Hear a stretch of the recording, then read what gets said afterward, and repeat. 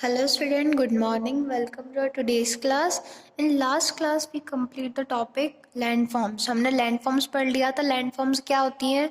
कौन कौन सी landforms पढ़ी थी हमने? Mountains, hills, plateaus और plains. ये सब हमने landforms पढ़ी थी. ठीक है.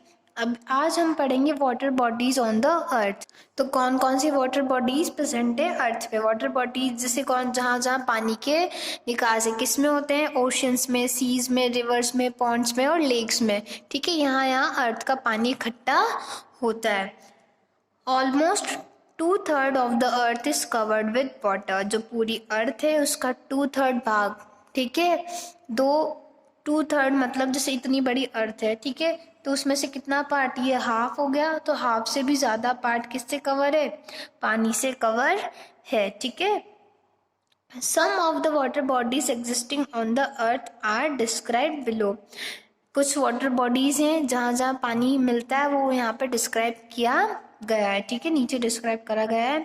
सबसे पहले ओशंस एंड सी. ओशंस क्या है? सागर. ठीक है. बहुत ओशन क्या है? सबसे बड़ा है.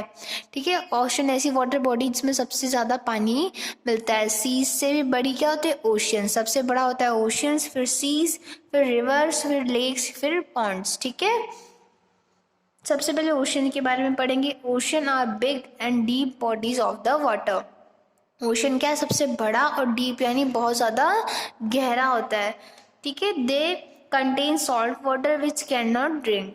ये क्या कंटेन करता है? Salt water. इसका पानी कैसा होता है? खारा पानी होता है जो हम पी नहीं सकते. ठीक है. A sea is also a big water body but it is smaller than the oceans. A sea is also big water body but it is smaller than the ocean. Sea क्या है? समुद्र क्या है? एक तरीके ये भी बहुत बड़ी वाटर बॉडी है बट ये क्या है? ओशन से ये छोटी होती है. सी वाटर इज ऑल्सो सॉल्टी. जो समुद्र का पानी वो भी कैसा होता है? खारा होता है. Many plants and animals can live and survive in the salt water. बहुत सारे प्लांट्स, पौधे और एनिमल्स, जानवर लिव रहते हैं और सरवाइव करते हैं किसमें? साल्ट वाटर में यानी नमक के पानी में या खारे पानी में. ये सब रहते हैं और सरवाइव करते हैं. तो ओशन क्या है? बहुत ज़्यादा बड़ा होता है और डीप यानी बहुत ज़्यादा गहरा होता है. ठीक है. और इसमें कैसा पानी होता है? खारा पानी जो हम पी नहीं सकते. सी समुद्र भी खारे पानी के होते हैं और बहुत बड़े होते हैं पर ओशन से छोटे होते हैं. ठीक है. इनमें भी कैसा रहता है? पानी खारा रहता है और बहुत सारे एनिमल्स और प्लांट्स इसमें सरवाइव करते हैं और रह रहे हैं. नेक्स्ट है रिवर्स एंड स्ट्रीम्स. रिवर्स क्या होती है? रिवर्स नदियां और स्ट्रीम्स यानी नाले या फिर धाराएं जो कह सकते हैं जो किस में जाके मिलती है? रिवर्स में जाके मिलती है. Rain water falling on the earth form streams. Rain water जब आता है, पानी आता है, बरसात होती है तो किस में क्या फॉर्म करता है? वो स्ट्रीम्स फॉर्म करता है. It is natural flow of water moving across the landscape. Stream क्या एक तरह का नेचुरल फ्लो है, प्राकृतिक बहाव है किसका? पानी का, जो लैंडस्केप पे यानी लैंड पे, धरती पर बहता रहता है. Many stream join to form a river. बहुत सारे स्ट्रीम्स क्या बन के क्या ज्वाइंट होके क्या बनाते हैं? एक रिवर फॉर्म करते हैं. A river usually and up in the oceans और अ सी. अब रिवर किस में जाके मिलती है लास्ट में? ओशंस में या फिर सीज में जाके मिलती है. Rivers are freshwater body which originate from mountains and elevated areas. Rivers कहाँ से बनती है? माउंटेन्स. माउंटेन्स यानी पहाड़ियों से और एवेलेटेड यानी ऊंचे जो एरियाज होते हैं, ऊंचे इलाकों से फॉर्म होती है. Water that we use for our daily needs is fresh water. Water जो हम हमारी डेली दिनचर्या में काम में लेते हैं, हमारे डेली नीड्स में काम आता है, वो क्या है? फ्रेश वाटर होता है. ठीक है. तो रिवर्स कैसे फॉर्म हुई? रिवर्स स्ट्रीम से फॉर्म हुई. स्ट्रीम कैसे फॉर्म हुई?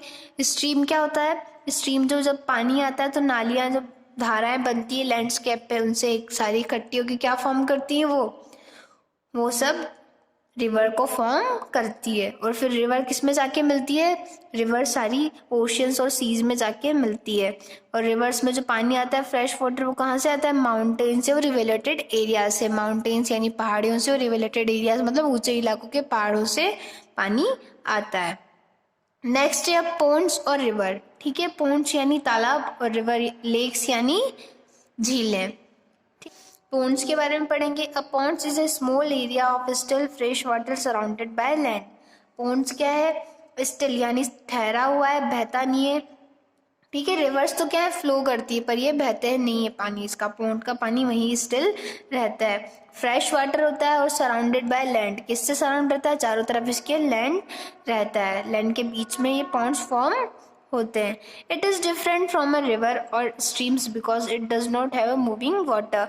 ये स्ट्रीम्स और रिवर से अलग है क्योंकि इसका पानी बहता नहीं है, मूव नहीं करता है। Some ponds are form naturally and some ponds are man made. कुछ जो पॉन्ड्स है, तालाब है, वो तो मैन मेड एक आदमियों द्वारा या इंसानों द्वारा बनाए गए हैं, और कुछ क्या है, नेचुरली फॉर्म हो गए हैं। ठीक है, तो पॉन्ड्स क्या है, पॉन्ड्स का पानी जो होता है स्टिल रहता है, ठहरा हुआ रहता है, फ्रेश वाटर रहता है और सराउंडेड रहते हैं पॉन्ड्स लैंड से, चारों तरफ इनकी क्या रहता है, लैंड रहता है। और डिफरेंट है रिवर्स और स्ट्रीम से, क्यों अलग है, क्योंकि इसका पानी क्या है, मूवमेंट नहीं करता है, और ये कुछ तो नेचुरली फॉर्म होते हैं, प्राकृतिक तरीके से बन जाते हैं, और कुछ इंसानों द्वारा बनाए गए हैं। अब नेक्स्ट है लेक्स यानी झीलें। A lake is a body of water surrounded by land on all sides. Lakes क्या है, झीलें क्या है, झीलें भी चारों तरफ से लैंड से सराउंडेड रहती है। ठीक है, lakes are also still body of water are compare to the river where the water flow. Lakes क्या है, वाटर जो रिवर है उससे कंपेयर किया जा सकता है क्योंकि इसका पानी भी क्या है, बहता रहता है। Lakes can not either salt और फ्रेश वाटर। लेक्स क्या है, कभी तो खारे पानी की भी होती है और बहुत सारी फ्रेश वाटर की भी होती है। They are larger than ponds, और ये सब क्या है, लेक्स क्या है, पॉन्ड से साइज में बड़ी होती है। जो पॉन्ड है वो भी चारों तरफ से लैंड से घिरा हुआ है, और जो लेक्स है वो भी चारों तरफ से लैंड से घिरी हुई है। ठीक है, पर जो पॉन्ड्स हैं उससे बड़े क्या होती है, लेक्स उससे बड़ी होती है, और लेक्स कोई तो खारे पानी की होती है और कुछ फ्रेश वाटर लेक्स होती है। अब नेक्स्ट टॉपिक है impact of our activities on the earth. अब हमारी एक्टिविटीज से, हमारी गतिविधियों से अर्थ पर क्या बुरा प्रभाव पड़ रहा है या क्या प्रभाव पड़ रहा है। ठीक है, क्या असर होता है।